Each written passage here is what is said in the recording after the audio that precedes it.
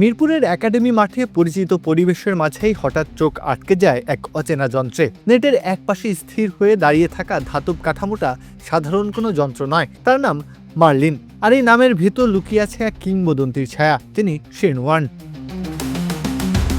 এই মার্লিন তৈরি হয়েছিল ঠিক ওয়ার্নের ঘূর্ণিকে বুঝে ওঠার জন্য। 2005 সালের অ্যাশেজে ইংল্যান্ড দল যখন মরিয়া হয়ে ওয়ার্নকে সামলানোর উপায় খুঁজছিল, তখনই এর আবির্ভাব। তখন এর নাম ছিল ভার্চুয়াল ওয়ার্নি, এখনকার নাম মার্লিন। অনুশীলন শেষে ক্রিকেট অপারেশনস ম্যানেজার শাহরিয়ার নাফিস জানালেন এই যন্ত্রের নাম মার্লিন বাই বোলা। বোলিং মেশিনটার নাম মার্লিন বাই বোলা। এটা স্পিন বোলিংয়ের জন্য কাজ করে। মূলত এটা ইংল্যান্ড, অস্ট্রেলিয়া, নিউজিল্যান্ড এসব দেশে ইউজ হয়, যেখানে উইকেট বা কন্ডিশন স্পিন বোলিং ফ্রেন্ডলি না, ওখানে ওরা প্র্যাকটিসের জন্য ইউজ করে।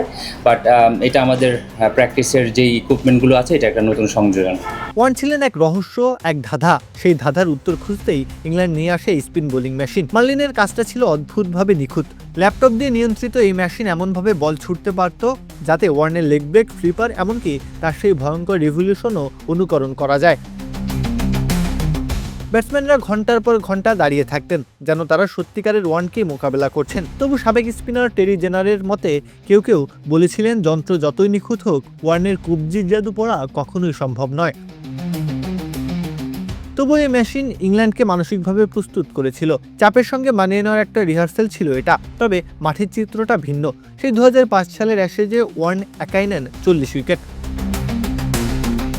2 দশক পর সেই ইতিহাস ছুঁয়ে থাকা প্রযুক্তির নতুন সংস্করণ এসেছে মিরপুরে। মিরপুর শেরেবাংলা জাতীয় ক্রিকেট স্টেডিয়ামের নেটে এখন ঘুরছে সেই মার্লিনের আধুনিক রূপ। প্রায় $21,000 এই স্পিন বোলিং মেশিন এখন অনুশীলনের নতুন সঙ্গী বাংলাদেশ দলের। তবে একটা প্রশ্ন থেকেই যায়, মার্লিন কি সত্যি একজন ওয়ার্ন বা রশিদ খানের বিপক্ষে ব্যাটারদের তৈরি করতে পারে? সেই উত্তরটা সম্ভবত মাঠের ক্রিকেটের জন্যই তৈরি রেখেছে বাংলাদেশ দল। প্রত্যহ কাব্য, খেলা 71।